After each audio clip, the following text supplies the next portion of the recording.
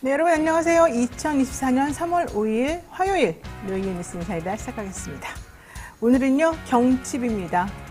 개구리가 톡 튀어나온다는 봄을 알리는 그런 24절기 중에 하나죠. 오늘 날씨가 좀 따뜻한데요. 여러분 또 어떻게 지내시는지, 봄의 기운을 만끽하고 계신지 궁금합니다.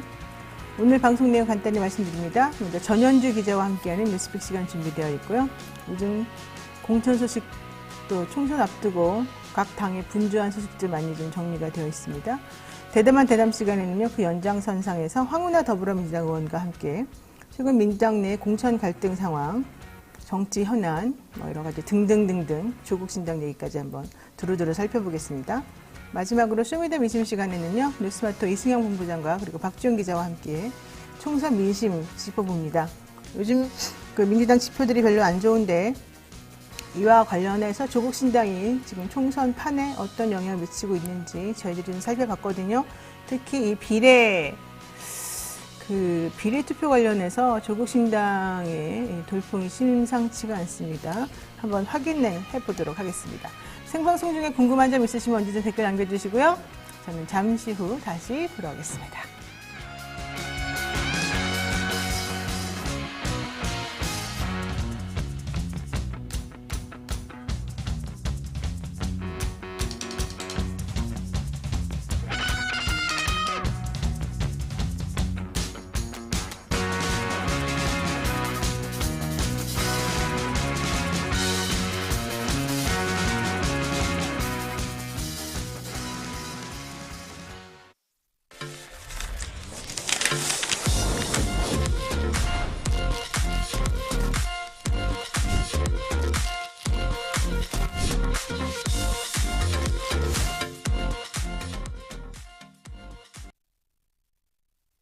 네, 바쁜 아침 이것만은 알아야 된다. 여러분들께 중요한 내용을 엄선해서 뉴스로 전해드리는 그런 시간이죠. 듣기만 해도 이해가 쏙쏙 되는 시간입니다. 오늘은 전현주 기자와 함께하겠습니다. 어서 오십시오. 네, 안녕하세요. 네, 요즘 정치 뉴스, 특히 선거 관련 내용을 얘기를 안 하면 또 입안에 가시가 돋치는 그런 시즌이 됐습니다. 이준석 개혁신당 대표 그리고 이낙연 새로운 미래 대표 같이 연합하기로 한 지 11일 만에 갈라서면서 동시에 지역구 출마를 어제 공식 선언했습니다. 네, 네, 그 얘기 한번 해볼까요? 네, 이준석 개혁신당 대표는 예고했던 대로 경기 화성을에 출사표를 던졌습니다. 이 대표는 특별법 제정을 통한 동탄 교육특화지구 지정, 경기 남부 소재 과학고등학교 설립, 동탄발 SRT 노선 확보 등을 공약으로 내세웠습니다. 특히 용인갑의 양향자, 화성정의 이원욱 의원과 공동 전선을 구축해서 개혁신당의 반도체 벨트 공략 의지를 강조했습니다. 또 상대적으로 동탄에 연고가 없는 이 대표는 동탄에서 오래 활동한 다른 후보들의 공약도 적극적으로 차용하고 발전시키겠다고 언급했습니다. 한편 이 대표는 이날 국민의힘 공천에 대해서도 언급했는데요. 이 대표는 지금 여당을 보니 험지일수록 정치 신인을 영입해서 내보내는 식으로 선거를 치르려고 하는 것 같은데 그건 비겁한 선택이라면서 만약 경기 남부에서 선거를 진심을 다해 치러볼 생각이 있다면 바쁘겠지만 할 일 다 하고 여기에 나오라고 한동훈 위원장에게 말했습니다. 이에 한 위원장은 저를 향해 말하는 사람이 매우 많다. 하나하나 굳이 언급할 필요가 있을까라고 일축했습니다. 같은 날 한 차례 회견을 연기했던 이낙연 대표는 광주 출마를 공식화했는데요. 이 대표는 광주 시민 여러분이 오랫동안 사랑하셨던 진짜 민주당의 정신과 문화를 되살려 놓겠다면서 김대중 노무현 정신을 지키고 시대에 맞게 성숙시키겠다고 출사표를 던졌습니다. 아직 광주의 어떤 지역구로 출마할지는 정해지지 않았는데요. 개혁신당 양향자 의원이 빠진 광주 서을과 민영배 의원이 광주 현역 중 유일하게 공천받은 광산을이 유력하게 거론되고 있습니다. 특히나 이날은 임종석 전 비서실장이 민주당에 잔류하기로 결정하면서 사실상 새로운 미래로의 입당이 무산됐던 날인데요. 그만큼 이낙연 대표는 독자 행복에 조금 더 속도를 내겠다는 뜻으로 풀이되고 있습니다. 네, 이준석 대표 노원에서 계속 그동안에 정치활동 하다가 3번 연속 고배를 마시고 대구 왔다 갔다 하더니 결국 화성에 좀 정착을 하려는 모습입니다. 근데 화성이 전국 229개 자치단체 중에서 가장 젊은 도시라고 합니다. 평균 연령이 36.6세라고 하는데 본인하고 좀 잘 맞는 것 같기도 해요. 그런데 여기가 보니까 대기업 등 풍부한 일자리가 많다. 여기가 지금 반도체 벨트로 같이 한번 3명, 양향자, 이원욱, 그리고 이준석 이렇게 지금 3명이 좀 연합해서 뭔가 해보겠다는 거잖아요. 그에 비하면은 이제 이낙연 대표는 좀 이미지가 같이 출마 선언하긴 했습니다만 좀 약간 올드한 이미지이긴 합니다만 어쨌든 중요한 거는 이낙연 대표랑 같이 공식 그 출마 선언하면서 또 둘의 매치 물론 뭐 지역은 다릅니다만 어떻게 될지 모르겠습니다. 여기에 지금 임종석 전 비서실장이 좀 배신자 이미지로 이낙연 대표 측에서 좀 기분 나빠하는 것 같은데 어떻게 될 것 같아요? 분위기상. 네, 이런 거 물어보는 게 좀 민망하긴 한데. 그러니까 배신을 당한 느낌이긴 한 것 같아요. 네. 말할 때도 이제 조금 더 빠르게 이삭줍기에 돌입하지 않을까 이렇게 생각합니다. 그러니까 이제 그 민주연합, 민주당에서 나온 홍영표 의원이라든가 서른 의원들하고 같이 아무래도 같은 연령대 그분들하고 같이 얼마나 합류해서 잘 될 것인가 이게 좀 관건이 되겠죠. 자. 창당 절차를 마친 조국혁신당 역시 본격적으로 인재를 영입하기 시작했습니다. 표심 경쟁에 본격적으로 뛰어들었다라고 볼 수밖에 없는데요. 어떻게 진행되고 있습니까? 네, 신장식 변호사에 이어서 4일 조국혁신당은 글로벌 IT 전문가 이혜민 씨를 2호 인재로 영입했습니다. 이혜민 씨는 구글 본사 시니어 프로덕트 매니저를 역임한 후 현재 스타트업 기업을 운영하고 있는 워킹맘인데요. 이혜민 씨는 조국혁신당에서 무엇보다도 신속하게 연구개발 예산을 정상화하는 일부터 뛰어들겠다고 각오를 다졌습니다. 또한 과학기술계 누구도 동의하지 않는 카르텔 담론과 연구개발 예산의 대폭 삭감은 시대착오적인 생각에서 가능했던 참사라며 윤석열 정부의 R&D 분야 예산 정책을 전면으로 비판했습니다. 조국 대표는 윤석열 정권의 조기 종식을 내세워서 정권 심판론을 연일 부각하면서 지지율을 끌어올리고 있는데요. 실제 오늘 발표된 저희 미디어토마토 여론조사 결과 비례대표 투표를 어느 정당이 하겠는지 묻는 질문에 조국 신당이 21%를 기록했습니다. 2주 전과 비교하면 11.6%포인트나 급등한 수치였는데요. 3일 열린 창당대회에서도 조국 대표는 당대표직을 수락하면서 검찰 독재 조기 종식과 민주공화국의 가치 회복을 목표로 밝힌 바 있습니다. 아직 조 전 장관의 출마지가 정해지지 않은 가운데 현재 부산과 광주 등이 거론되고 있는데요. 여전히 비례대표 후보 가능성도 남아 있습니다. 후보 등록 마감이 2주 정도 남은 상태에서 조 전 장관, 조국 대표가 어떤 선택을 할지에 따라서 또 대결 구도가 어떻게 바뀔지 주목됩니다. 그러니까 조국 대표가 비례 후보로 나올 가능성이 매우 높죠. 왜냐하면 만약에 지역구로 나온다고 치면 지금 총선에서 지역구로 나와서 당선이 된다 하더라도 1, 2심에서 유죄가 선고된 마당에 실형이 선고된 마당에 대법원이 어떤 식으로 결정을 내릴지 모르니까 뭐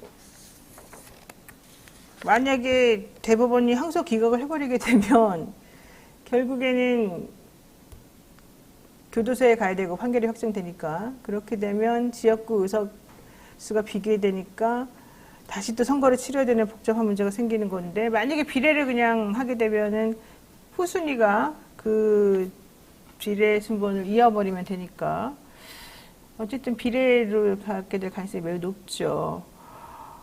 아유, 정치가 좀 복잡스러운데 그래서 사람들이 그래도 지역구 가는 게 낫지 않냐 이런 생각하면서도 또 한편으로는 현실적으로는 비례로 가겠지 이런 얘기 좀 하고 있어요. 뭐가 나요? 말하지 마세요. 안 말하는 게 내가 보기엔 나을 것 같아요. 자, 어쨌든 1호 인재는 신장식 변호사, 2호 인재는 이혜민 씨. 네. 지금 개혁신당에서도 1호 인재가 영입이 됐어요. 네, 개혁신당은 4일 김범준 전 부산대 특임교수를 1호 영입 인재로 영입했습니다. 김 전 교수는 국민의힘 당직자 출신으로 최근 경남 거제시 선거구에 국민의힘 공천을 신청했다가 탈락한 바 있는데요. 김 전 교수는 새누리당 부대변인, 여의도연구원 정책기획위원, 거제정책연구소장 등을 맡았었습니다. 그는 거대 양당에 부패한 정치 권력이 만든 기득권 공간에서 불법과 협잡이 자행되고 있으며 개혁신당이 거대 양당의 부패를 막는 소금의 역할을 하고 우리 정치의 다양성과 포용성 확대를 가져올 것이라고 주장했습니다. 또 이어서 개혁신당이 상대적으로 약한 PK 지역에서 일정 부분 역할을 할 것이라며 거제시 출마 의사를 밝혔습니다. 김종인 위원장은 그동안 이준석 대표를 중심으로 많은 사람이 모인다고 생각했는데 막상 와서 보니 인적 자원이 폭넓지 않다고 말했는데요. 국민의힘 출신 인사를 추가로 영입할 계획이 있는지 묻는 질문에는 개혁신당의 기치에 동참하는 분들이라면 영입할 수 있을 것이라고 답하면서 추가 영입 가능성을 열어뒀습니다. 특히나 현재 국민의힘 PK 지역에서 현역 의원들이 탈락하고 있는 사태가 벌어지고 있는 만큼 이 시기와 맞물려서 이삭줍기에 나설 것이란 전망이 나오고 있습니다. 네, 또 이 와중에 플레이님께서도 우리 뉴스바토 뉴스인사이다 응원해 주셔서 감사드리고요. 어쨌든 개혁신당도 결국에는 IT 인재라고 할 수 있겠습니다만 김범준 부산대 특임교수 영입인재로 모셨군요. 근데 이분은 새누리당 부대변인 여의도연구원 정책기획위원 거제정책연구소장 등등을 맡아서 결론적으로는 기존의 국민의힘 사람을 영입한 거 아니겠어요? 그렇죠. 이거는 무슨 뜻일까요? 국민의힘 출신 인사를 추가로 영입할 수 있다. 이제 이렇게 되는 건데, 그렇게 되면은 국민의힘 쪽에서 좀 뭔가 이렇게 좀 보폭을 넓혀보겠다. 이런 뜻도 되는 것 같은데, 재밌네요. 자, 게다가, 국민의힘 공천도 한번 얘기를 해보겠습니다. 지금 상대적 우세 지역이 서울 강남하고 영남권 지역인데, 여기 지금 공천 결과 아직 안 나왔지 않습니까? 네, 맞습니다. 근데 여기에 대해서 국민 추천제를 도입하기로 했다고요? 네, 국민의힘 공천관리위원회는 4일 서울 강남권과 영남권 중 2곳에서 3곳 정도는 국민추천제를 도입하기로 했습니다. 정영환 공천관리위원장은 국민추천제는 최대한 많으면 2-3곳이 될 것이며 몇 개로 할지는 두고 경론 중이라며 대상 지역이 정해졌는데 내일 다시 토론하기로 발표했습니다. 영남권 중에서도 아주 중요한 데는 들어가야겠죠 라고 말했는데요. 현재까지는 서울 강남권에서는 서울 강남을이 유력하게 거론되고 있고 영남권에서는 TK와 PK 각각 한 곳씩 포함될 가능성이 거론되고 있습니다. 정 위원장은 선정 방식에 대해서 절충형이 될 것 같다고 말했는데요. 시간이 얼마 남지 않았다는 점을 근거로 들면서 국민추천제라는 취지를 살리되 가능한 단촐하게 진행하겠다고 밝혔습니다.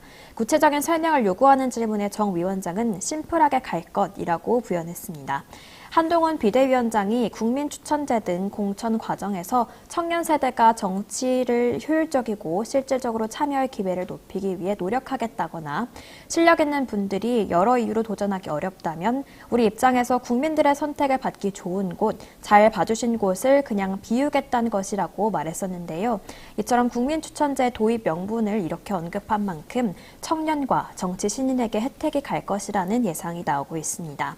우선적으로 거론되는 서울 강남을은 박진 전 장관과 이원모 전 대통령실 인사비서관이 지원했었다가 현 정부 핵심 인사들이 양지 출마 논란이 일자 박 전 장관은 서울 서대문을로, 이 전 비서관은 용인 갑으로 지역구를 옮긴 상태입니다.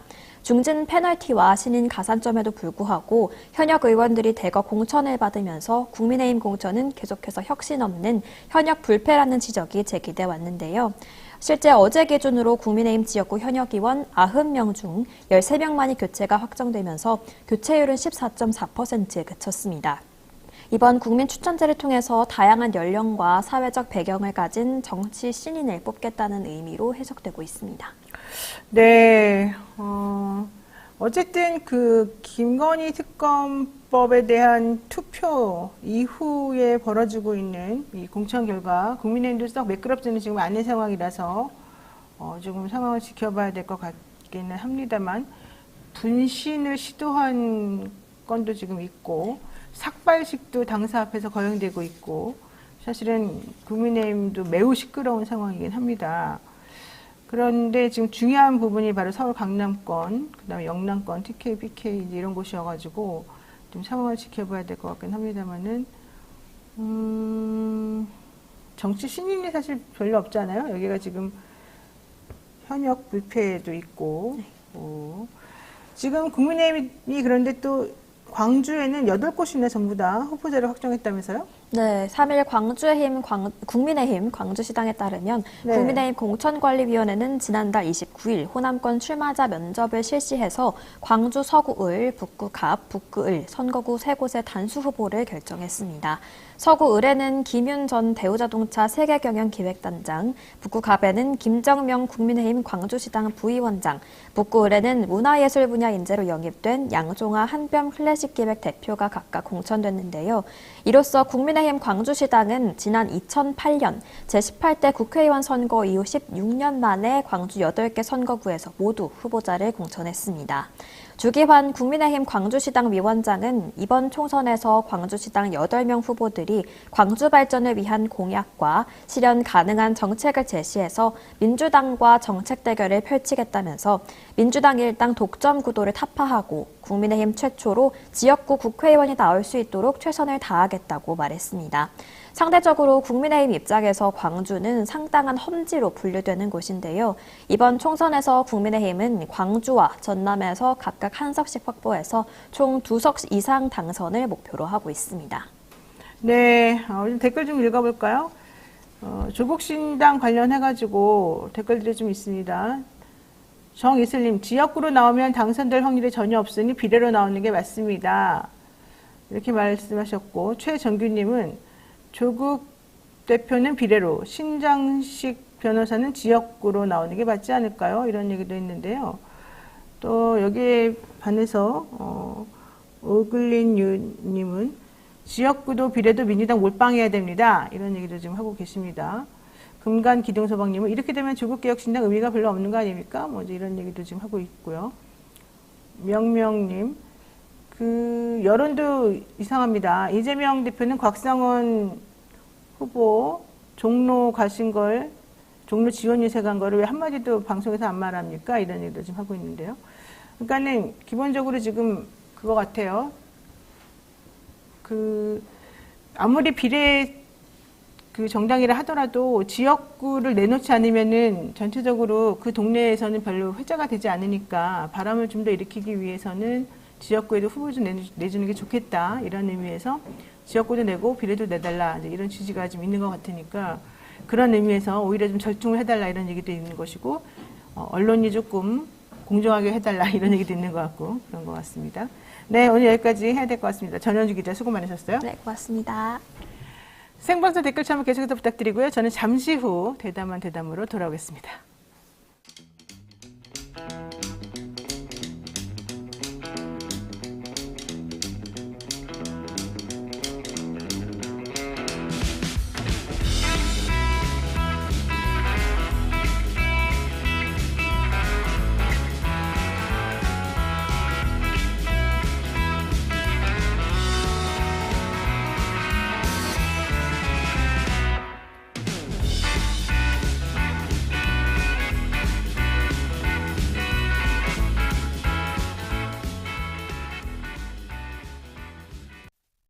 매일 10시 1시간만 투자하면 내 계좌도 10배거.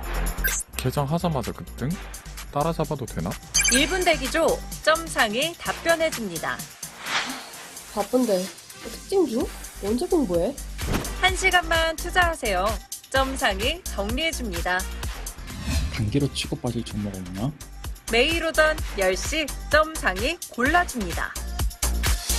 매일 오전 10시엔 점상을 잡아라. 유튜브에서 점상 시크릿을 검색하세요.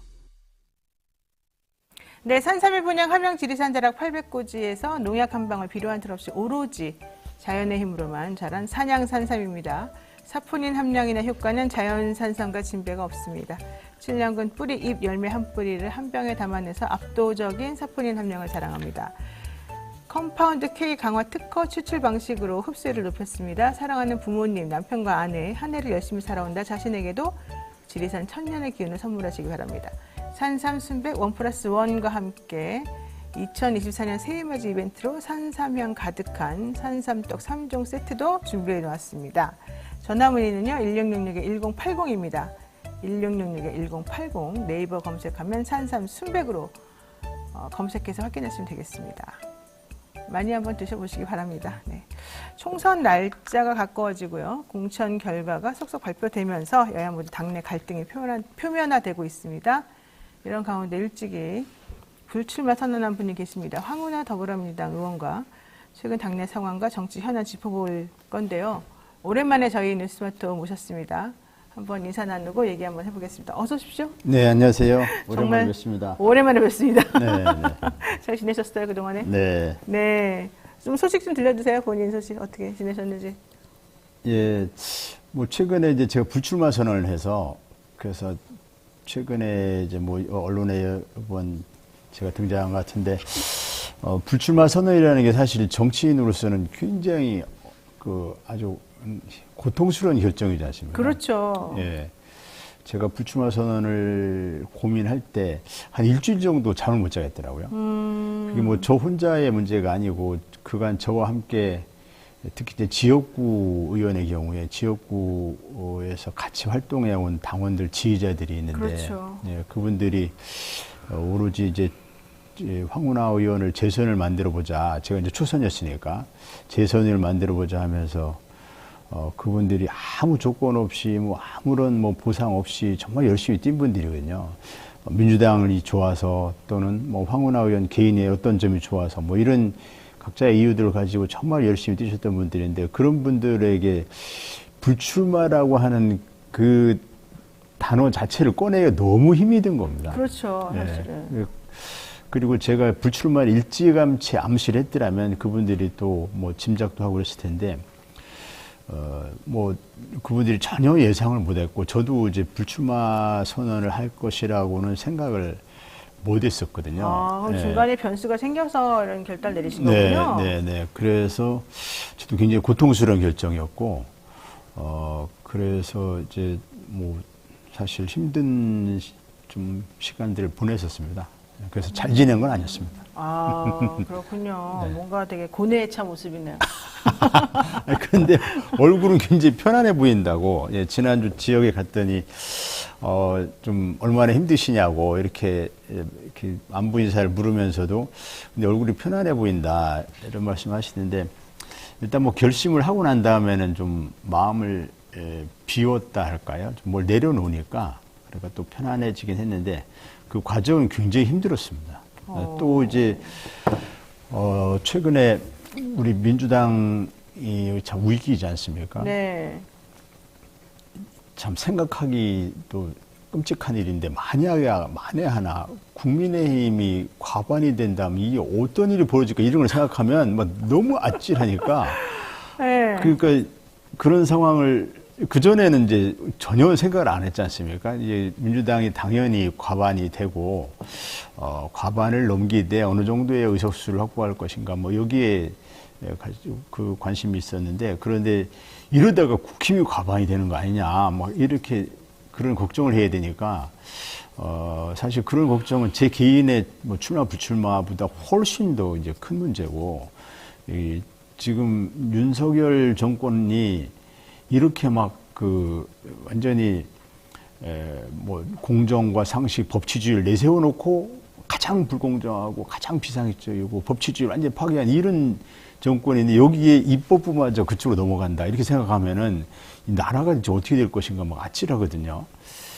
그래서 그런 것 때문에 저는 비록 불출마했지만 이게 우리 절체절명의 과제가 윤석열 쪽 국힘 쪽이 과반이 되는 거는 반드시 저지해야 된다. 이제 뭐 이런 생각을 하다 보니까 좀 고민이 많이 있는 상황입니다.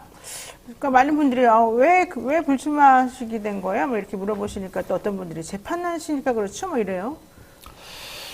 사실 이제 결정적인 계기가 된 것은 아무래도 이제 1심 재판이죠. 예, 1심 재판이 저는 뭐 사실 이른바 울산 사건을 가지고 1심 재판을 받았는데 돌이켜서 생각해 보니까 제가 너무 방심했던 거 아닌가 이런 후회가 좀 됩니다. 사실 초기에 이렇게 말이 안 되는 기소를 어떻게 검찰이 할 수 있을까 생각하면서 네. 저는 변호사 없이도 이것은 재판받을 수 있다. 아마 재판 진행 과정에서 재판부 검찰이 공소유지를 포기할 수도 있을 것이다. 너무 황당한 그런. 그렇게 생각하셨어요, 진짜로? 예. 그런데 제가 좀 잘못 판단했던 것 같고, 이게 진행 과정을 보니까 그 공판장에 출석하는 공안검사들만 해도 한 10대 명이 출석을 하면서 이 사람들이 그러니까 아주 그 영악한 공안검사들, 그리고 사건 조작의 어떤 그 DNA가 몸에 이게 아주 체화되어 있는 것 같은 느낌이 드는 그 공안검사들이 이 없는 사실을 막 만들어내더라고요. 그래서 재판 받으면서 좀 아찔한 생각이 들었어요. 와, 이렇게 사건을 만들어내는구나. 이게 공안검사의 사건 조작 이런 거구나. 이런 것을 제가, 좀 위험하다 이런 생각을 가지면서 그때 비로소 변호사를 좀 대응을 하고 했는데 좀 때늦은 감이 있더라고요. 그때 초기에 재판부에게 잘못 심증을 형성하게 한 거 아닌가라는 생각과 그때 초기에 그 재판 대응을 약간 제가 좀 방심한 탓에 핵심적인 증인들에 대해서 검사들이 막 거의 유도 신문이라든지 뭔가 사전에 조작에 의해서 허위 증언을 하는 것 같은데라는 그런 것을 효과적으로 저지하지 못한 측면이 있었어요. 그럼에도 불구하고 저는 재판부를 믿었죠. 그렇지만은 그에 반대되는 그 변호인 측의 어떤 이런 걸 통해서 충분히 재판부가 무죄를 선고할 것이다라고 저는 믿었거든요. 근데 재판부가 이걸 제대로 검찰의 거짓말 제대로 걸러내지 못하더라고요, 결국. 그래서 아주 충격적인 재판 결과가 나왔거든요. 그래서 그것이 혹시라도 총선 과정에서 국민의힘 쪽이나 보수 언론들이 민주당을 공격하는 소재로 활용되면 민주당의 전체 판세에 부정적인 영향을 줄 수도 있다. 이런 것 때문에 제가 고민을 했었습니다. 예, 그때부터 이게 만약에 저쪽에서 공격을 하는데 물론 이제 당연히 방어를 할 수 있고 또 정면 돌파할 수 있고 이럴 수 있지만 그러나 이것이 당의 전체적인 판세나 당의 총선 승리에 조금이라도 부담이 되는 것 아닌가라는 거에 대한 고민이 사실 그때부터 좀 있었죠. 그런데 그럼에도 불구하고 맞아, 이거는 검찰의 어떤 조작된 수사, 조작된 기소였고 법원이 오판할 수 있고 대한민국은 무죄 추정의 원칙, 헌법상 무죄 추정의 원칙이 지켜져야 되고 1심, 2심이 비록 유죄가 나온다 하더라도 무죄가 추정이 돼야 되고 또 우리 민주당도 임혁배 공관위원장도 말씀하신 것처럼 무죄 추정의 원칙을 적용해야 되기 때문에 1심, 2심 유죄라고 그래서 그것이 공청 과정에서 불이익을 준다는 당원 단계가 어떤 규정도 없거든요. 검증 단계에서든 공청 심사 단계에서든 1심, 2심, 하급심 유죄가 나왔다고 그래서 그에 가지고 불이익을 주는 규정이 없기 때문에 제가 만약에 끝까지 그 당에 나는 그 당원 당규 어디에도 해당되지 않고 불이익을 받는 규정이 없고 또 지역구에서 내가 승리할 수도 있고 즉 경쟁력도 충분하고 이러저러 하기 때문에 내가 끝까지 최소한 경선을 통해서라도 후보가 되어서 싸워야 되겠다 이렇게 한다면 그 후보가 됐을 수도 있겠죠. 그런데 그것이 그 과정에서 당에 부담을 줄 수도 있을 것 같고 또 그 과정에서 우리 당이 좀 공천 과정에서 제가 불출마 선언할 즈음에 여러 가지 갈등, 혼란, 분열 사항이 많이 이렇게 노정이 됐었거든요. 그래서 그런 부분에서 저까지 좀 부담되는 상황이 발생하면 좀 당에 부담을 줄 것 같다 해서 또 이제 이 공천 과정이라는 게 누군가는 좀 헌신하는 모습도 좀 있어야 됩니다. 제가 하필이면 헌신해야 되냐는 데 대해서 저도 좀 제가 엄청나게 이렇게 이타적인 존재도 아니고 제가 꼭 그렇게 해야 되는가에 대해서 참 고민이 많았지만 또 누군가는 희생 헌신하고 하다 보면 그 사람에게 다음에 어떤 또 기회가 올 수도 있죠. 그래서 또 길게 보고 가자 이런 생각으로. 알겠습니다. 어쨌든 속상하긴 하지만 전체적인 상황을 놓고 봤을 때 내가 그렇게 하는 게 맞겠다고 판단하셨다는 거고요. 자, 어쨌든 일찍이 불출마 선언하신 입장에서 보자면 최근 당내 공천 갈등 상황 보면서 조금 마음이 안 좋으셨을 것 같아요. 민주당에서 탈당한 다음에 곧바로 국민의힘으로 당적을 옮긴 김영주 국회 부의장. 내가 윤석열 대통령에 대해서 공격은 했지만 유세 현장에 나가거나 그런 게 아니라 그냥 민주당의 의원으로서 옆자리에 서 있었을 뿐이다. 이런 얘기를 어제 하던데 어떻게 보셨습니까? 뭐 이상민 의원도 그렇고. 이상민 의원도 5선 의원인데 저하고 같은 대전 지역 의원이시거든요.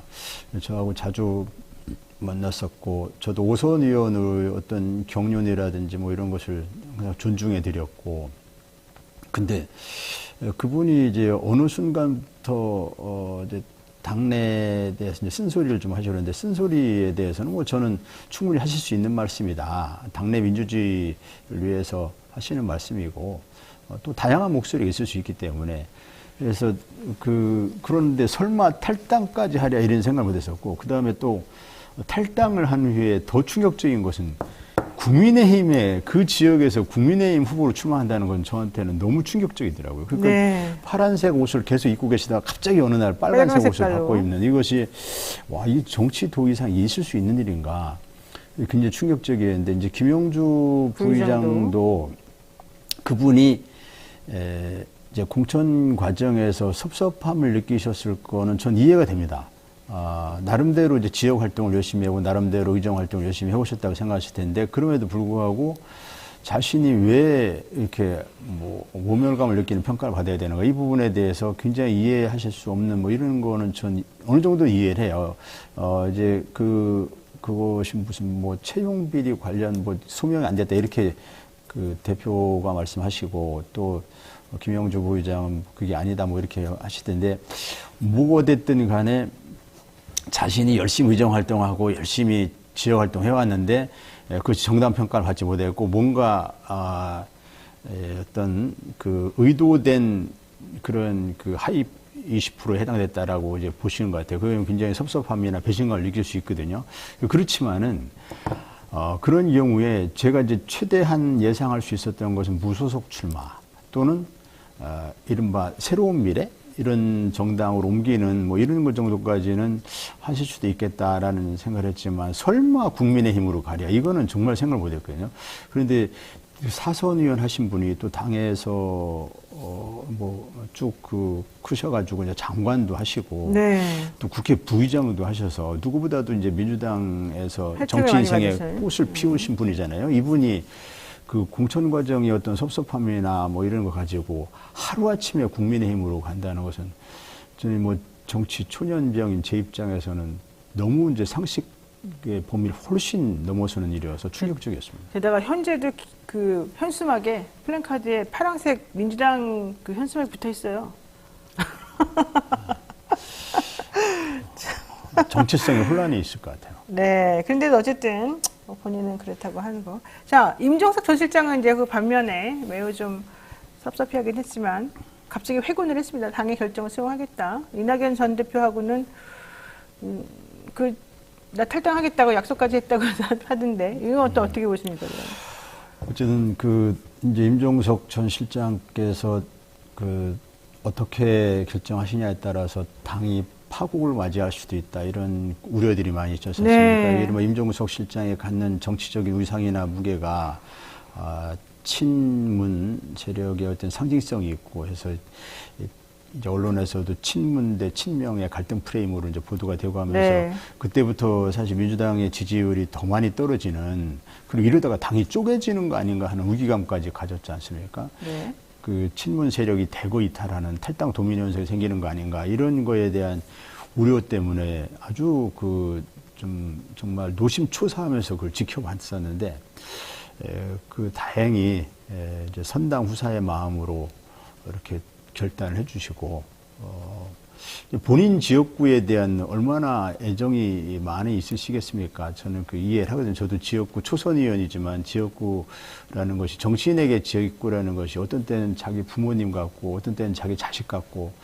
그래서 막 모셔야 되기도 하고 깍듯하게 모셔야 되기도 하고, 또 자식처럼 이거 공들여서 키우는 이런 것인데, 그 지역구를 포기하라 이렇게 한다는 것은 본인이 받아들이기 굉장히 사실 어렵죠. 네. 그래서 아마 그 심정은 저는 이해를 합니다. 그분이 거기서 재선을 하시지 않았습니까? 그래서 지역구를 거기를 양보하고 다른 데로 가라 이렇게 하는 것을 받아들이기는 어려웠을 텐데, 어쨌든 지금은 그 윤석열 검찰 독재 심판이라고 하는 시대 정신이 이번 총선에 부여된 이제 의미이지 않습니까? 그런 시대 정신이 있는 상황에서 어떻게 하면 우리가 시대 정신에 충실할 것인가라고 판단해야 되니까 그래서 이제 그러한 대의 명분을 가지고 그 희생의 결단을 하신 거 아닌가 생각하고 저는 뭐 그 부분에 대해서 굉장히 높이 평가하고 당이 파국을 면해서 몹시 다양스럽게 생각하고 있습니다. 네. 그러면 홍영표 의원도 지금 사실은 탈당 카드를 만지작 하고 있어요. 근데 이 문재인 전 대통령 만났다는 거 아니겠어요? 근데 문재인 전 대통령이 이 상황이 좀 우려스럽다 이런 얘기를 했다고도 전해지기도 하고요. 이제 홍영표 의원님도 대표적인 이제 이른바 친문의 좌장이기도 상징성을 갖는 분인데, 그래서 그 임종석 전 실장과 홍영표 의원이 이 동반해서 탈당을 하고 하면 정말 이게 친문 친명의 갈등이 현실화되는 거 아닌가라는 그런 것 때문에 걱정들이 많았죠. 아마 홍영표 의원께서는 문재인 대통령, 문재인 정권의 탄생에 이제 큰 또 공헌을 하신 분이고 하기 때문에 본인이 탈당을 하거나 이런 만약에 그런 결심을 하신다면 또 잔류하실 수도 있으니까 그런 잔류든 탈당이든 그 어떤 그 결정을 하기 전에 문재인 대통령께 상의 드리고 해야 하기 때문에 아마 찾아뵀었던 것 같습니다. 그런데 문재인 대통령께서도 그렇고 지금 뭐 민주 진보 진영 어느 누가 민주당이 쪼개져 가지고 결국 국민의힘 조언을 시키는 걸 누가 그거를 그 걱정 안 하는 분이 있겠습니까? 그러니까 그런 최악의 상황을 막아보자라는 뭐 그런 말씀 때문에 그 걱정하시고 우려하시는 걸로 저는 보이고, 이제 임종석 전 실장께서 최종적으로는 당 잔류를 선택하셨기 때문에 홍영표 의원께서도 아무래도 뭐 이제 본인의 처한 상황이 임 전 실장과는 좀 다른 상황이라고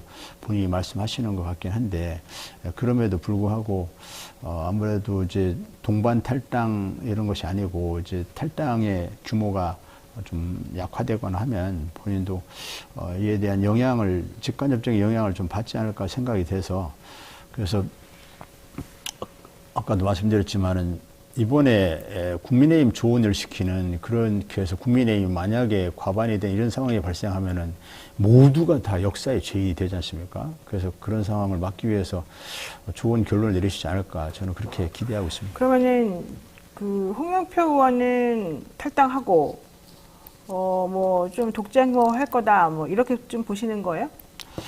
아니죠. 저는 뭐 그분이 마지막까지 좀 고심을 거듭한 끝에 잔류하셨으면 제일 좋겠지만, 현실적으로 지금 가장 많은 예측은 이제 그 새로운 미래 측과 새로운 미래 측, 그 다음에 이제 홍영표 의원, 설훈 의원 이런 분들이 연합할 것이다. 연합해서 이른바 뭐 민주연합, 뭐 어떤 형태의 연대를 해서, 그래서 그쪽에서 우리가 정통 민주당이다 이런 슬로건을 내세우지 않을까라는 생각은 드는데, 이제 거기가 어느 정도 세력을 갖추고 그 다음에 어느 정도의 국민들의 그 지지를 얻어야 이제 그것이 의미가 있을 텐데, 세력 면에서나 지지도 면에서는 좀 미미할 걸로 저는 예상합니다.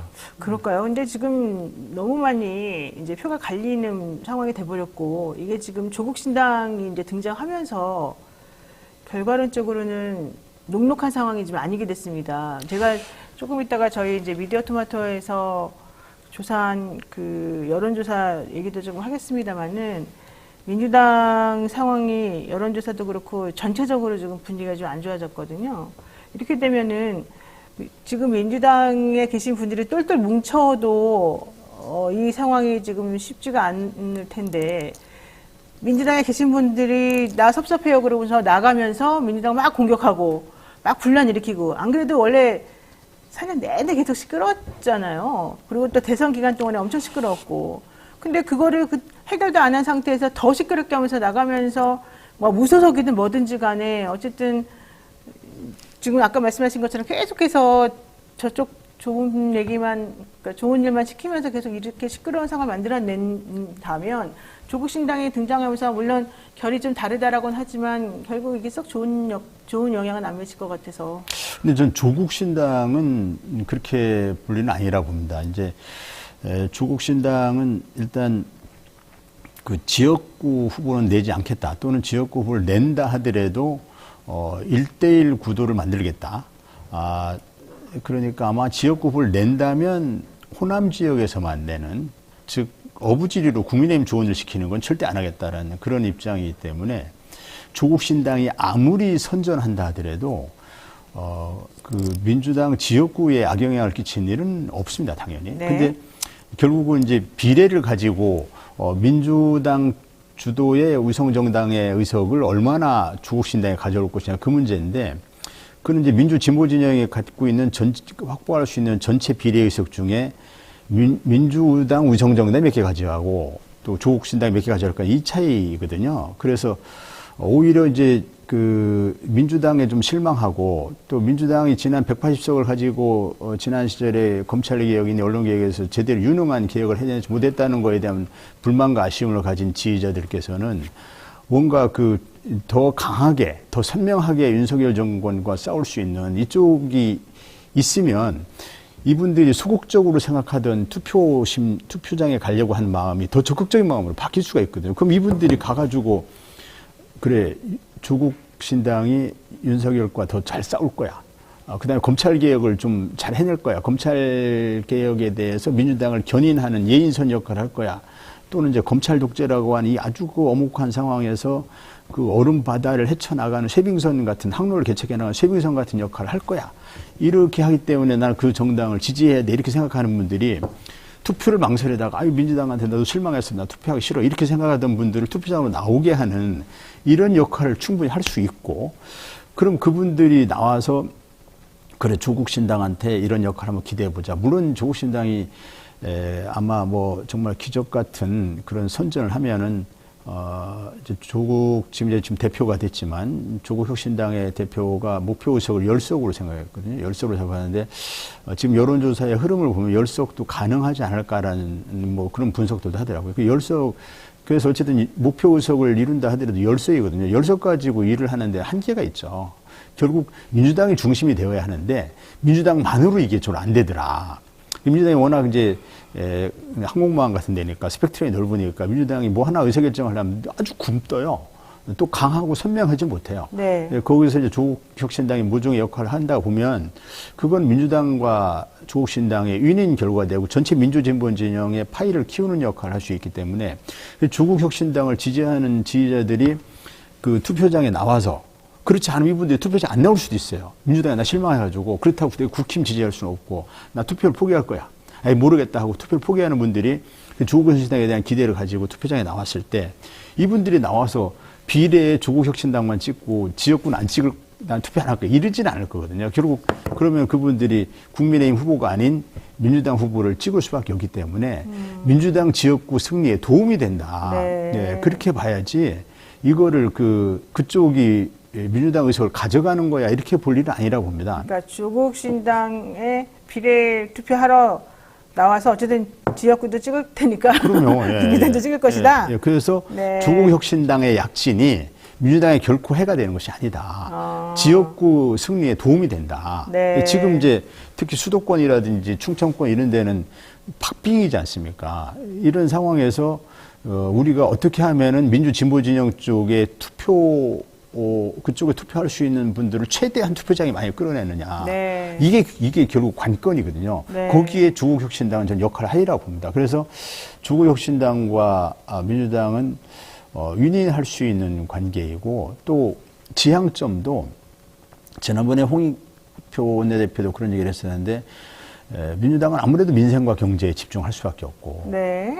근데 검찰개혁에 집중하기에는 좀 민주당 의 덩치도 너무 크고 검찰개혁에 대해서는 중도층이 어느 정도의 또 뭐 피로감도 있고 그러기 때문에 네. 그리고 거기 집중할 수 없는데, 또 민주당 지지자 중에 일부 지지자들은 검찰개혁이나 언론개혁에 대해서 굉장히 강하게 요구를 하거든요. 네, 그렇죠. 예, 그런 이슈에 대해서 조국혁신당이 거기에 지금 집중해서 특화된 역할을 할 수 있단 말이죠. 네네. 충분히 지향점, 공통의 지향점, 이번 선거 같으면 그 윤석열 검찰 독재 정권 심판이라고 하는 네. 공통의 지향점을 가지면서도 서로의 역할을 이렇게 분담해서 인인할 수 있는 관계가 형성될 수 있기 때문에 그래서 조국 혁신당과의 관계는 불필요하게 서로 갈등 관계 만들 필요가 없다. 최근에 보면은 조국 대표도 민주당을 자꾸 응원하는 이런 메시지를 네. 많이 냅니다. 네, 네. 네.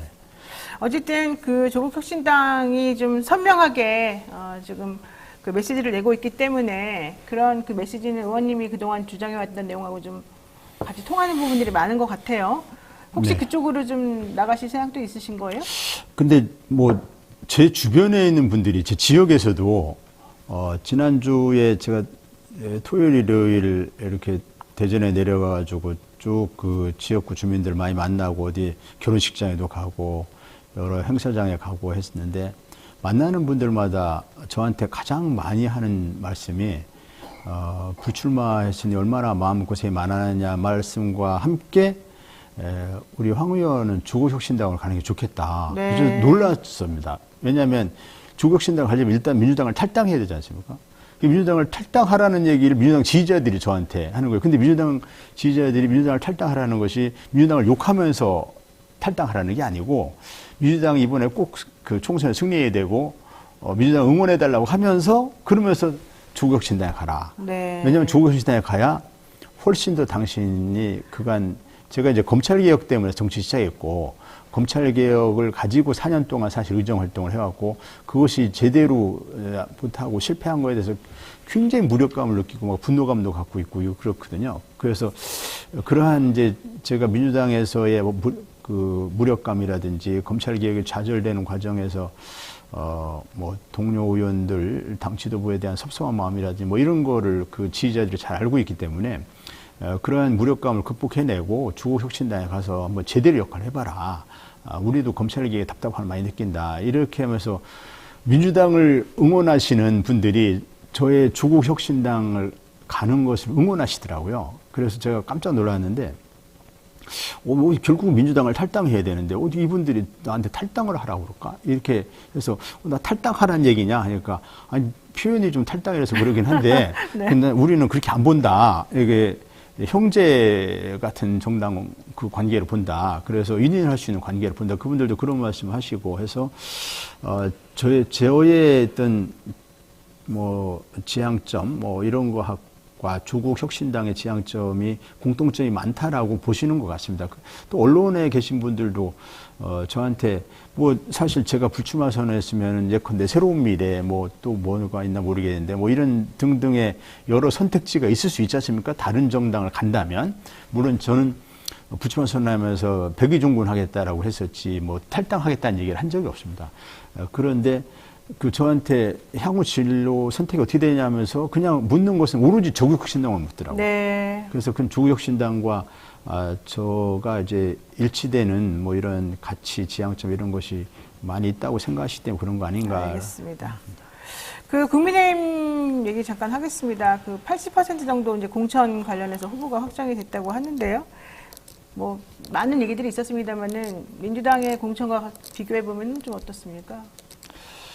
거기는 이제부터는 좀 본격적으로 그쪽의 공천 과정에 대한 비판의 목소리가 나오지 않을까. 우리 민주당은 이제 거의 마무리돼 가고 있고, 그쪽은 뭐 최근에 어떤 분들도 말씀하시던데 산무 공천이다. 즉 희생도 없고, 감동도 없고, 갈등도 없고, 갈등도 없고, 그 감동도 없고. 예. 그러니까 이 공천이라는 것은 어느 정도의 파열음이 나오는 게 불가피하고 그 과정에서 어떤 혁신의 그런 성과를 내놔야 하고 그 과정에서 이 불가피하게 뭐 어떤 그 갈등도 있지만 감동도 국민들에게 줘야 네. 그래야 이제 성공적인 공천이라고 볼 수 있는데 근데 국민의힘은 이제 현역 우선 이제 뭐 경쟁력으로 포장을 해서 그냥 현역을 살리는 거죠. 이것이 이제 지난 29일에 있었던 이제 김건희 특검 재의결 때 이탈표를 최소화하려고 이탈표를 막으려고 하는 그 현역 의원을 지키려고 하는 뭐 그에서 비롯됐기 때문에 일단은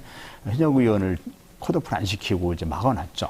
근데 이제 그게 끝났기 때문에 현역 의원들 탈락을 안 시키고서는 이게 공천할 수가 없고 이미 뭐 현역 의원 아니지만 뭐 분신 소동도 있고 뭐 이런 네. 소란이 있었거든요.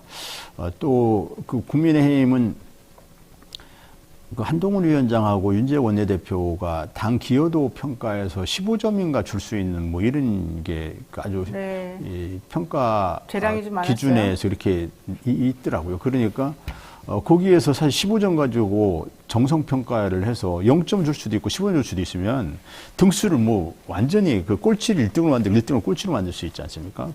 뭐 서너 명을 놓고 이렇게 지역구 서너 명을 놓고 15점 가지고 얼마든지 1등 꼴찌로 꼴찌 1등으로 바꿀 수 있기 때문에 사실상 이제 한동훈 위원장 또 윤재욱 원내대표가 정성평가를 통해서 좌지우지할 수 있는 상황이 됐는데 그 과정에서 이제 얼마나 물갈이, 특히 영남 물갈이, 그 다음에 강남권 물갈이 등 이런 물갈이를 얼마나 해낼 수 있느냐. 네. 이것을 제대로 안 해내면 아무런 감동이 없는 뭐 현역 의원 그대로 공천하려면 그게 무슨 그 공천 심사냐. 그리고 기득권 유지라고 하는 하나도 변한 게 없는 국민의힘이라는 그런 이제 비판에 직면하기 때문에 부득이 이제 일부 물갈이를 하려고 할 거고 거기에서 파열음이 나올 수밖에 없지 않을까 저는 그렇게 보고 네, 있습니다. 알겠습니다. 네, 오랜만에 만나뵈가지고 듣고 싶은 얘기가 많았는데 또 시간이 벌써 다 지나가 버렸네요. 오늘 여기까지 말씀드려야 될 것 같습니다. 황운하 더불어민주당원과 얘기 나눠봤습니다. 오늘 말씀 고맙습니다. 네, 수고하셨습니다. 네, 고맙습니다. 오늘 말씀 여기까지 듣고요. 잠시 기다리시면 또 여론조사 얘기 한번 나눠보도록 하겠습니다.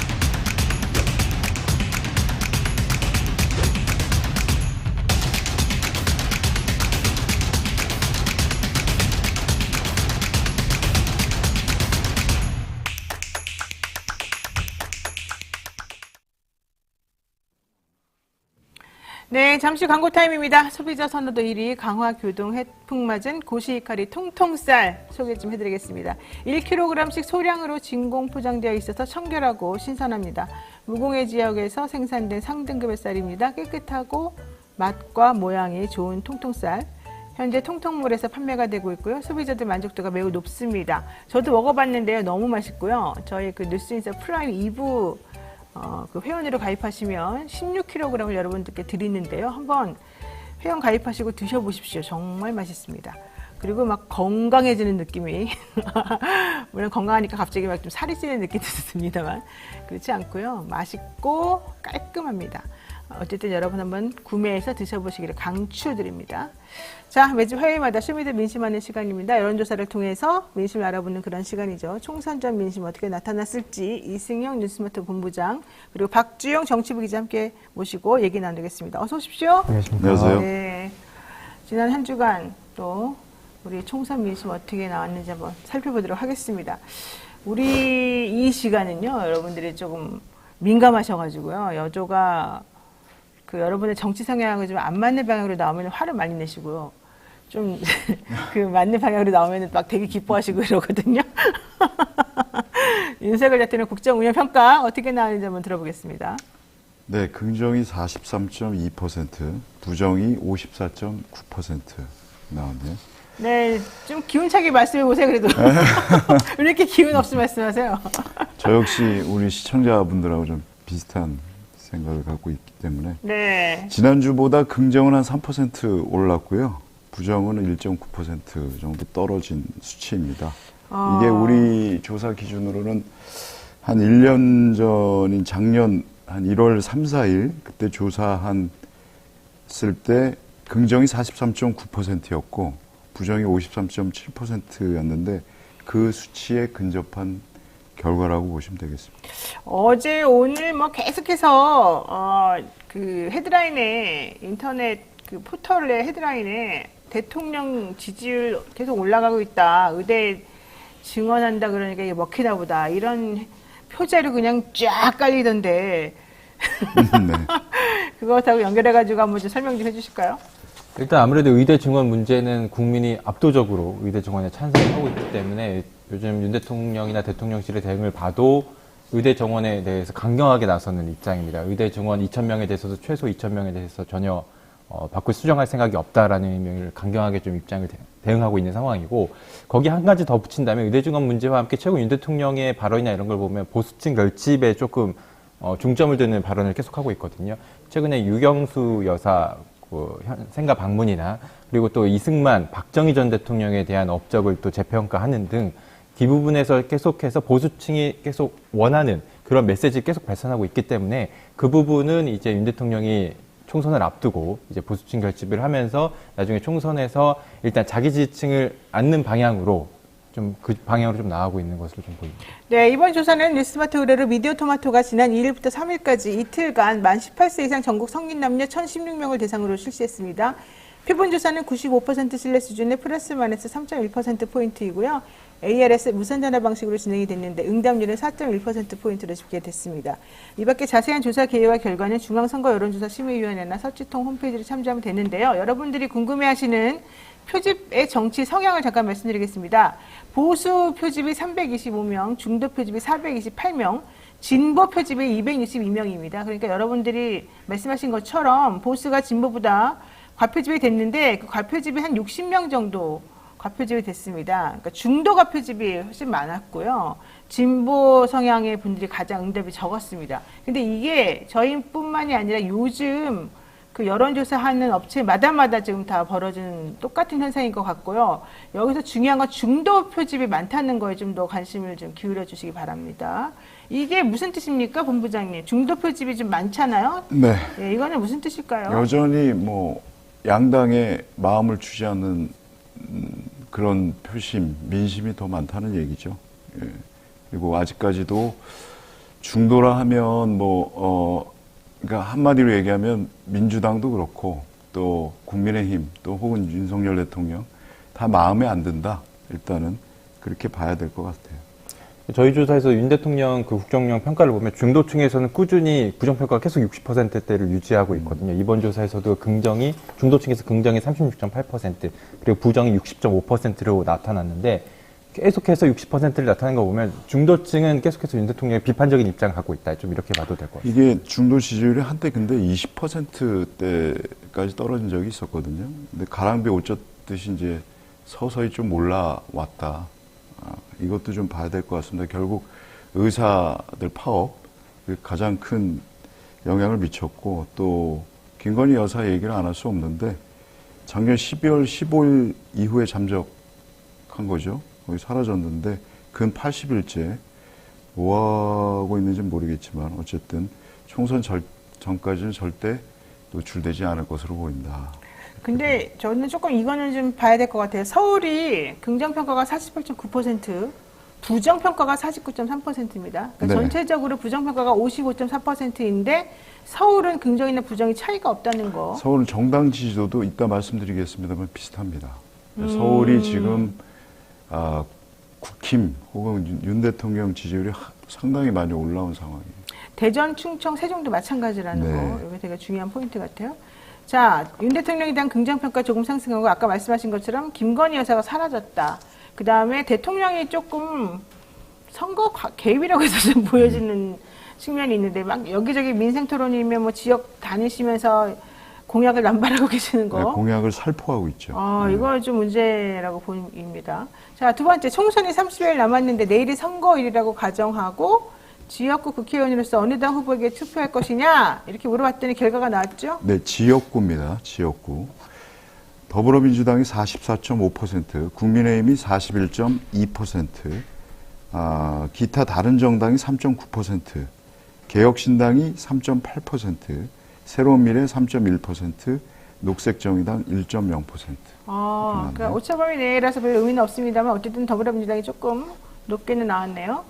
네, 여기서 근데 좀 눈여겨볼 만한 게 무당층이 현저하게 줄었어요. 그러니까 불과 한 2달 전만 해도 한 10% 이상 무당층이 나왔거든요. 근데 무당층이 원래 선거가 다가오면 무당층이 좀 사라지고 있긴 한데, 사라지는 게 정상이긴 한데 2% 미만으로 떨어졌습니다. 이 무당층이.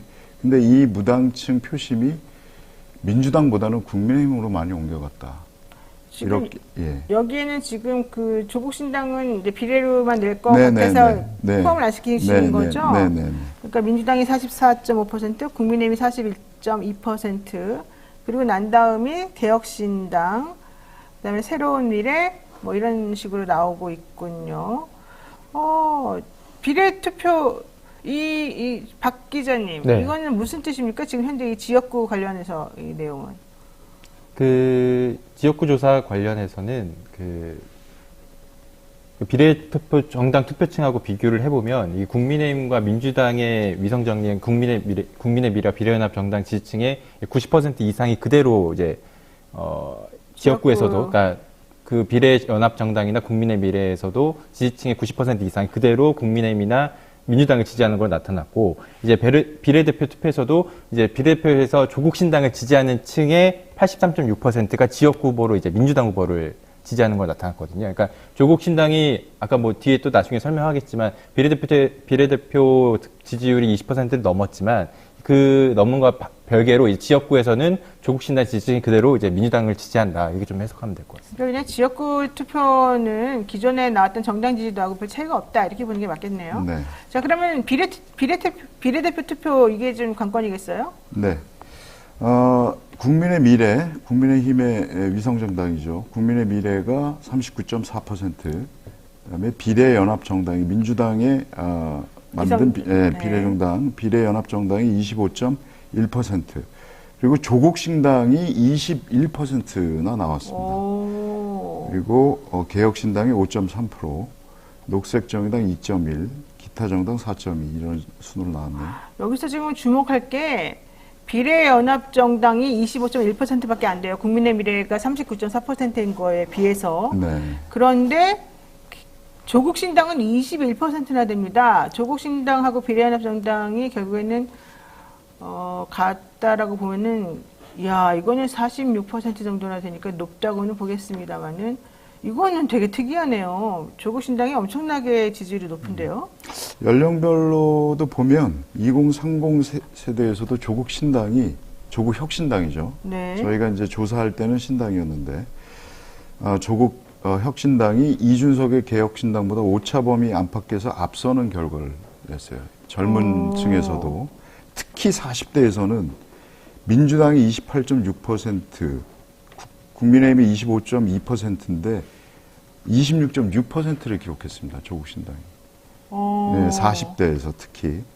그리고 50대에서도 27.4, 60대에서도 19.4%로 비례에서는 민주당보다 앞섭니다. 40대가 사실은 가장 전통적인 민주당 지지층 아닌가요? 네네. 그런데 이분들이 그러면은 투표가 지금 양분화됐다고 볼 수 있나요? 지역은 민주당으로, 그렇죠. 비례는 조국혁신당으로. 그러면은 민주당의 비례정당은 어떻게 되는 거예요? 왜 이런 결과가 나타나요?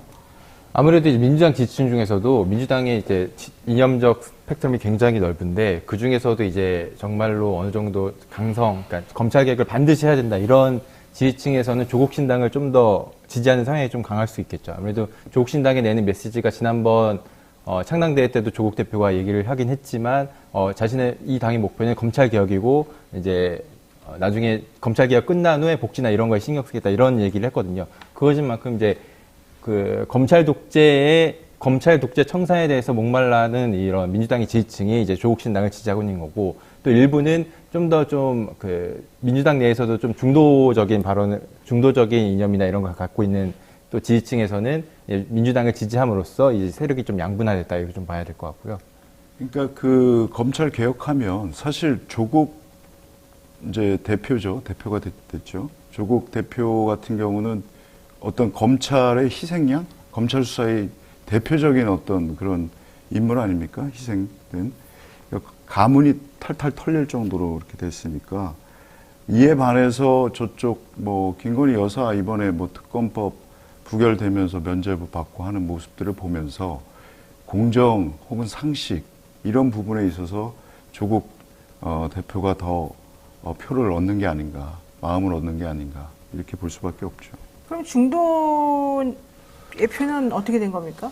중도층들은 어떤 마음을 가지고 있는 겁니까? 이 조국 혁신당에 대해서? 중도에서도 지금 중도층은 제가 보진 못했는데 중도층에서도 조국 신당에 대한 민심이 있죠, 당연히. 그렇게 몇 년 동안 그야말로 몇 년입니까? 4년, 3, 4년 계속 털리지 않았습니까? 네. 그거에 대한 어떤 그게 동정표가 됐든 뭐가 됐든 또 검찰이 해도 너무한다라는 마음은 중도에서도 당연히 있는 거죠. 왜 소나무당? 송영길 대표가 어제 왜 조국은 1, 2심 모두 유죄받았는데 불구속 상태에서 저렇게 정당활동도 하게 해주면서 나는 풀어주지도 않느냐 이렇게 막 화를 내던데 소나무당은 아예 여론조사도 안 해주시는 거예요? 네? 소나무당이 있습니까? 6일날 내일 이제 창당대회 한다는 거 아니에요? 네. 그 중도 비례정당 중에 이제 중도층 민심을 보면 국민의미래 34.2% 그리고 비례연합정당 25.4%, 네. 조국신당 25.1%로 비례연합정당하고 조국신당이 중도층 지지도 거의 비슷하게 나왔어요. 그래요. 지역별 특성도 있어요? 그러면? 지역별로 보면은 호남 지역에서 특히 27.6% 나왔고요. 높군요. 강원 제주 지역에서도 25.8%, 인천 경기에서 24.3% 이런 식으로 나왔습니다. 호남이 제일 높네요. 그렇군요. 그러면 호남 편은 원래 정통적 민주당 표라고 볼 수 있었는데 다 이렇게 나눠졌다고 보면 되는 건가요? 호남 분들은 항상 이렇게 민주당에 대해서 항상 경고를 주세요. 이런 식으로. 그랬잖아요. 국민의당 그때 안철수 의원 했을 때도 그렇고 호남 민심이 상당히 앞서가시는 분들이 많다. 저는 그렇게 봅니다. 여기 댓글에요. 뉴스토마토도 당 하나 만듭시다. 은행나무당으로. 네, 요즘 양당 모두 공천에 대한 잡음이 계속되고 있습니다. 먼저 여당인 국민의힘이 얼마나 공정하게 공천을 하고 있다고 생각하는지 물었더니 거의 박빙으로 나왔다면서요? 네. 국민의힘 공정하다라고 보신 분이 47.3%, 공정하지 않다 48.4% 이렇게 나왔네요. 이게 국민의힘에 대한 거죠? 네네. 세부상을 한번 볼까요? 매우 공정하다고 본 분들이 27.7%고요. 전혀 공정하지 않다 33.9%가 있습니다. 그러니까 전혀 공정하지 않다가 더 높죠, 사실. 그리고 대체로 공정하다 19.6%, 별로 공정하지 않다 14.5%. 그러네요. 전혀 공정하지 않다가 꽤 높네요. 33.9%. 네. 이거 좀 설명 들어볼까요? 우리가 세부적으로 이걸 좀 들여다보면 사실은 국민의힘도 민주당 못지않게 상당히 잡음이 많아요. 거기도 뭐 분신 시도도 그러니까요. 한 명이 두 번이나 하시고 삭발도 한 경우도 있었고. 네, 맞아요. 그리고 내용적으로 봐도 한간에서는 이제 도로 꼰대당이다. 결국 기득권 공천을 또 했다라고. 왜냐하면 현역 중진들 다 단수 공천되거나 불패 아닙니까? 예전에 인유한 혁신위원장들 나와가지고 혁신위 하면서 뭐 자식이나 와이프 떼고 다 바꿔라. 바꾸긴 뭘 바꿉니까? 혁신위원회를 왜 했는지 모르겠다. 결국은 그게 다 쇼였다라는 것이고, 5선 의원들만 놓고 봐도 민주당 1명 됐거든요. 국민의힘은 5명이 됐습니다. 그러니까 그 다음에 핵심 인사들, 이철규, 박대출, 유상범, 배현진, 모두 경선 없이 단수 공천됐습니다. 네. 그러니까 친윤 핵심 인사들은 다 됐고, 장제원 의원만 살짝 왠지 억울하게 된 그 결과인데, 네. 더더군다나 이분들 중에서 의혹을 받는 분들도 또 있어요. 김성교 전 의원 같은 경우에 지난해 불법 후원금 모금 혐의로 기소되지 않았습니까? 의원직 상실하고. 했는데도 그렇고 정우택 의원 돈 봉투 받는 장면이 CCTV에 네, 잡힌데도 뭐 네. 뭐 돌려줬다고 주장을 하고 있습니다만 또 그렇고 박덕흠 의원도 역시 마찬가지입니다. 피감 기관으로부터 자기 가족 회사가 수천억 원대 공사를 수주했는데도 당당하게 공천이 됐어요. 네. 자, 민주당 공천도 한번 볼까요? 민주당 공천에 대해서는 공정하지 않다는 여론이 훨씬 많은 것 같아요. 네, 공정하다가 42.2%, 공정하지 않다 54.2% 이렇게 나왔네요. 역시 세부사항으로 보면 매우 공정하다 22.5%, 그다음에 대체로 공정하다 19.7%, 별로 공정하지 않다 17.3%, 전혀 공정하지 않다 36.9%. 네. 나왔습니다. 이거는 더 부연 설명이 필요합니까? 대체로 이제 대부분 연령대에서 조금 오차범위 내긴 하지만 공정하지 않다는 응답이 높았고요. 특히 20대와 네. 60대에서 확실히 공정하지 않다는 높았고, 이제 유일하게 40대에서 공정하다는 응답이 좀 높았거든요. 그러니까 40대는 어느 정도 민주당의 지지 기반으로 인식되는 부분이 있어서 그 40대에서는 좀 공정하다는 응답이 높았고, 지역별로 봐도 이제 서울과 충청권 영남에서 공정하지 않다는 응답이 앞섰고, 호남에서는 공정하다는 평가가 많았습니다. 다만 호남의 경우 불공정하다는 응답도 43.2%였거든요. 어느 정도 이제 호남에서 그동안 민주당이 절대적 지지를 보내던 호남이었던 그런 지지층을 보면, 지지층에 감안하면 43.2% 좀 높게 나온 거 아닌가, 이렇게 좀 봐도 될 것 같습니다. 그렇군요. 이거는 사실은 조금 민주당 지도부 입장에서는 좀 물론 이게 절대적이라고 볼 수는 없겠지만 그래도 좀 잘 판단을 해서. 그러니까 이런 봐야 될것 탈락자들 같은 경우에 지도부나 이런 데서 좀 설득 작업들을 좀 했어야 하는데, 설득을 좀 해야 된다. 이유도 설명을 해주고, 근데 그런 작업이 좀 부족하지 않았나. 좀 불친절했다. 네, 불친절한 어떤 결과. 결국 정치도 태도거든요. 태도에서 조금 모자라지 않았나, 부족하지 않았나 생각이 들고, 사실 이건 보는 시각에 따라 다릅니다. 이 국민의힘 같은 경우에는 사실 물갈이를 했다 절대 볼 수 없는 그런 공천이고, 여기는 그래도 인적 쇄신을 했거든요. 이걸 혁신으로 볼 것이냐, 아니면 사천으로 볼 것이냐, 이건 보는 시각에 따라 다르겠죠. 그러니까 공정하지 않았다기보다는 왜 그런 결과가 나왔는지를 설득하면 충분히 이해할 수 있는데, 그런 중간 과정이 생략됐기 때문에 네. 좀 제대로 된 이해를 못해서 오해하는 부분이 있을 수 있다. 이렇게 그러니까 보는군요. 본인이 납득하지 못해도 그걸 할 수 있는 노력하는 모습을 좀 보여줬어야 되는데, 그런 모습이 좀 부족하지 않았나. 순천 얘기를 하면서 이재명 대표의 부인인 김혜경 씨 비서진들이 사천된 거 아니냐 이런 얘기하는 분들도 사실 있는데, 제가 또 어제 민주당 관계자들한테 얘기를 들어보니까 그게 또 아니라고 그러더군요. 그분들은 실질적으로 또 친문 그 당시에 인사들이기도 했고, 실제 또 지역에서 매우 이게 높은 분들이라 그러더라고요. 그러니까 이게 또 제대로 이 언론에 알려지지 않고 언론이 또 왜곡해서 쓰면 그게 또 잘못 알려지는 부분들이 있는 것 같더라고요. 그렇죠. 네. 그러니까 그런 부분들에 대한 제대로 된 그러니까 언론이 정확하게 이제 직접적으로 다이렉트로 얘기가 잘 안 되다 보니까 확실히 오해하는 부분들이 있는 것 같고, 그런 부분에 있어서는 또 좀 중과 부족 내지는 어쩔 수 없는 부분, 이런 것도 좀 있는 것 같습니다. TK 지역 국민의힘 현역 컷오프가 발표가 됐는데, 이런 것들도 또 앞으로 이제 공천 공정성에 대해서 또 좀 얘기가 있을 것도 같습니다.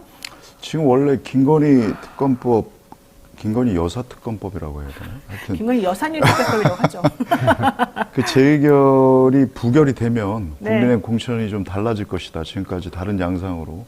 그래서 국민 추천제인가요?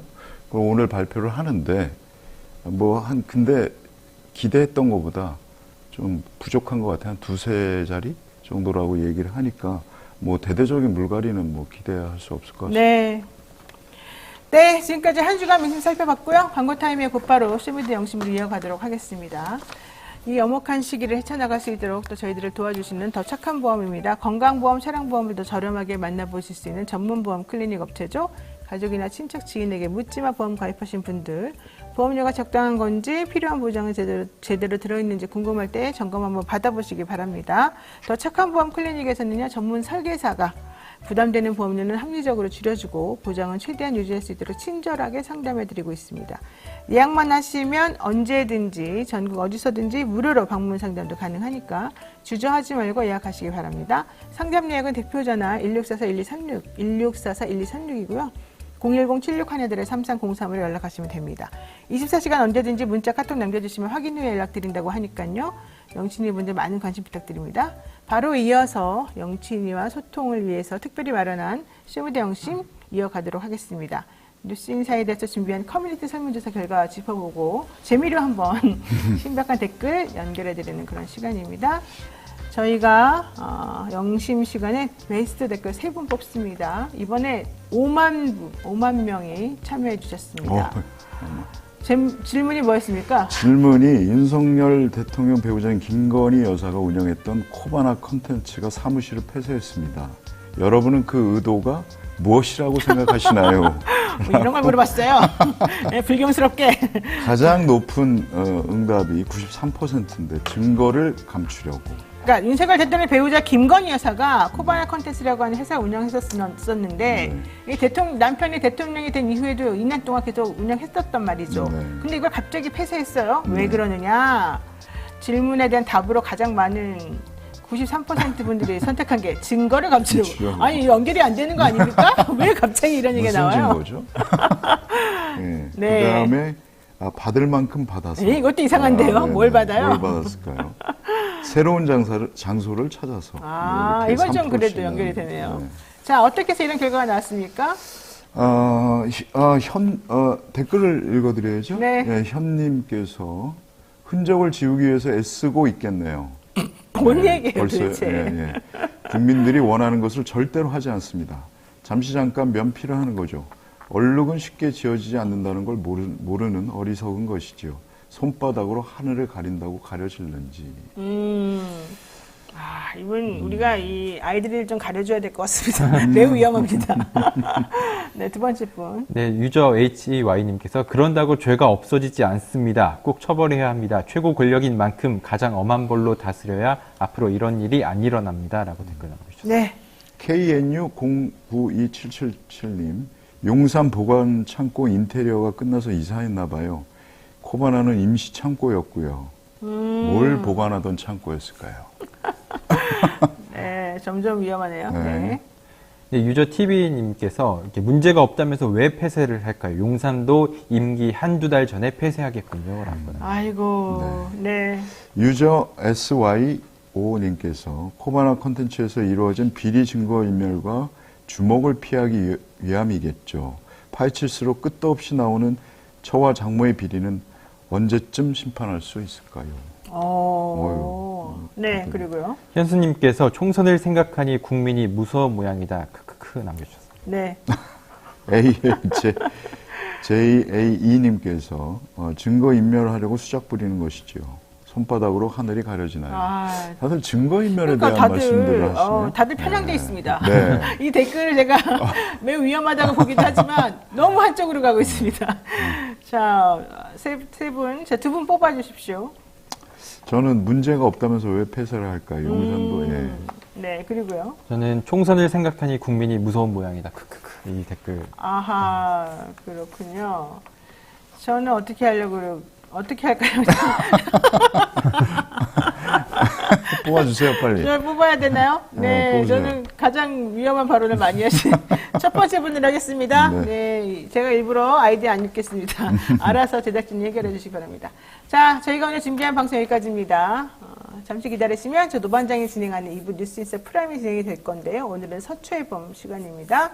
저희가 그동안에는요, 이 뉴스인사 프라임 회원들에게 먼저 서비스하고 3일 있다가 저희가 풀어드렸는데요. 이번부터는요, 하루 만에 풀겠습니다. 반응이 좋아서 지난번에 이 서초의 봄은 저하고 이현주번에서 나왔는데 32만인가가 조회가 됐어요. 제가 또 열심히 풀어드렸더니 반응이 좋았습니다. 이번에도 또 한번 열심히 해보겠습니다. 여러분들 웬만하면 가입하시고 아니시면 나중에 또 꼭 봐주시기 바랍니다. 잠시 기다려주세요. 고맙습니다.